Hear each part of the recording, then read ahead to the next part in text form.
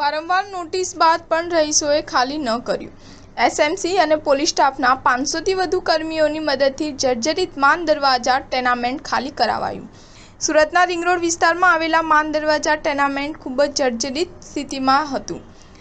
છેલ્લા 4 વર્ષથી ટેનામેન્ટ ખાલી કરવા માટે સુરત મહાનગરપાલિકા દ્વારા વારંવાર નોટિસ આપવામાં આવી રહી હતી। છેલ્લા 2 દિવસથી ઘણા લોકોએ સ્વેચ્છાથી જ મકાનો ખાલી કરવાનું શરૂ કર્યું હતું, પરંતુ કેટલાક લોકો ખાલી ન કરતા આજે તંત્ર એક્શનમાં આવ્યું હતું। એસએમસી અને પોલીસ સ્ટાફને મળીને 500થી વધુ કર્મી સાથે તમામ મકાનો ખાલી કરવાની કામગીરી શરૂ કરાઈ છે।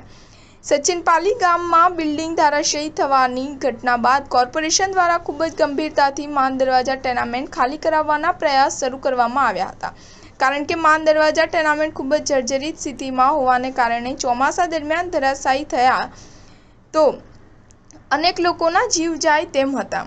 ગરીબ અને મધ્યમ વર્ગના લોકો આવાસમાં રહેતા હોવાથી તેમને અન્ય સ્થળે જવું પણ કપરું હતું। જોકે સુરત મહાનગરપાલિકા દ્વારા કોઈપણ પ્રકારનું જોખમ લેવું પોસાય તેમ ન હતું। ગત વખતે જ્યારે આવાસ ખાલી કરવા પહોંચ્યા હતા ત્યારે સ્થાનિક લોકોએ વિરોધ કરતા ટીમ પરત ફરી હતી। જોકે આ વખતે કામગીરી શરૂ કરી દેવાઈ છે। માન દરવાજા ટેનામેન્ટના રહીશોને ઘર ખાલી કરાવવા માટે 350 જેટલા પોલીસ કર્મીઓની મદદ લેવામાં આવી હતી, જેમાં ડીસીપી, એસસીપી, પીઆઈ, પીએસઆઈ અને હોમગાર્ડ જવાનોનો સ્ટાફ માન દરવાજા ટેનામેન્ટ ખાતે ખડકી દેવાયો હતો। સુરત મહાનગરપાલિકાના લિંબાયત ઝોનના ઝોનલ ચીફ સહિતના અધિકારીઓ 100 કરતાં વધારે બેલદારો આવાસ ખાલી કરાવવાની કામગીરીમાં જોડાયા હતા।